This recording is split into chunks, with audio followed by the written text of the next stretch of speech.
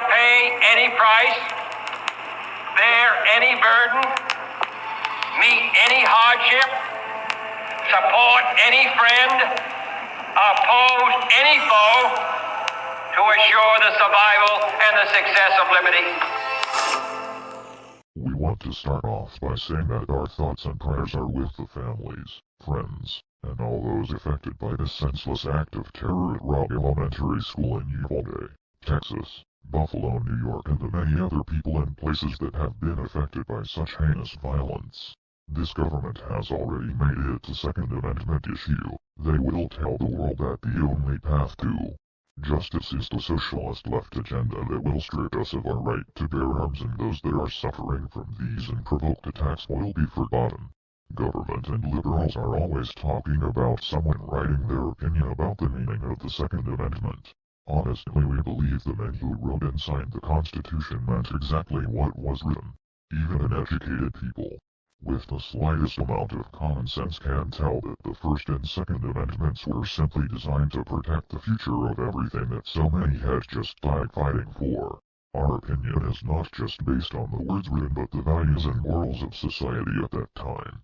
According to written history, things like country and family meant 10x more than they do now.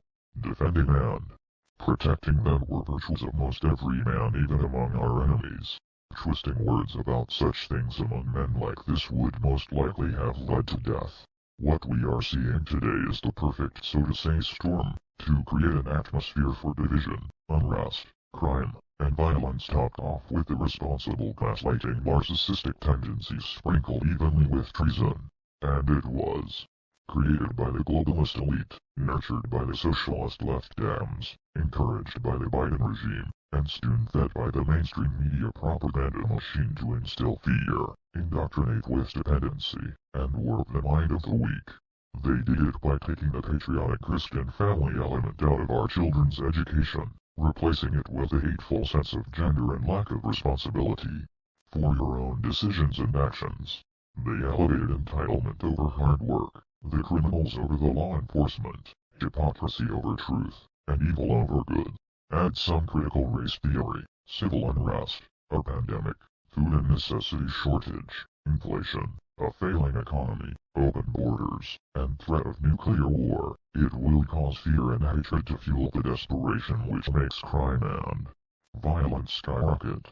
Twist a few words around like the socialist left are good at. Have some liberal think tank and or judge to change the definition of something like California just did by legally redefining bees as fish. Now they have created an epidemic of mass shootings and gun violence. We have said numerous times that the Biden regime would sign some kind of treaty with the UN which would allow UN peacekeepers on American soil to enforce lockdown/quarantine measures, put down civil unrest, or force gun confiscation. Well, guess what comes along with the atmosphere that has caused this so-called epidemic of gun violence? A treaty with the World Health Organization that would give them the power to take control of any country that they deem a health threat, by force if necessary. The WHO wants to call it an amendment. This so-called government denies it, and the same media that announced it is now silent about it. So we all know that it is very likely that the Biden regime signed it. In our opinion, this treaty is very vague on what can be deemed as a health threat and is the perfect tool to justify the socialist left and the Biden regime coming in and taking our weapons. 4. Those out there that are saying how would the WHO be able to do that? Let us clear that up and tie it all together for you really quick. First, you need to realize that the WHO basically acts as the health branch of the UN. The United Nations is already designed to be a world government and has its own security force/peacekeepers/enforcement. All they need is a military. Now that you have that picture in your head, let me read you something. NATO's North Atlantic Treaty makes clear that the UN Charter is the framework within which the alliance operates. In the treaty, allies reaffirm their faith in the purposes and principles of the Charter and commit themselves to the peaceful resolution of conflicts. NATO's unique capabilities and experience can be a valuable source of support to the UN, whose peacekeepers operate in increasingly challenging and dangerous environments. NATO and UN staff have worked to build practical cooperation in this domain. A very interesting fact to go along with this is what will happen to our military if NATO goes to war with Russia or any country that the WHO may deem a health threat now. The United States participates in 2 commands in Europe. Its own NATO's Allied Command, Europe. The command structures are similarly organized and have basically the same overall mission, to provide a combat-ready force to deter aggression from the Warsaw Pact nations. The close relationship of the commands is illustrated by 1. Several U.S. commanders are also NATO commanders. 2. NATO would assume operational command of U.S. combat forces in a NATO war. And 3. NATO is heavily staffed with U.S. personnel in peacetime. If all this goes down and it's heading there quick as hell, they will try to replace our Constitution with the UN Human Bill of Rights, which has already been discussed. If that happens, they will have their one world government.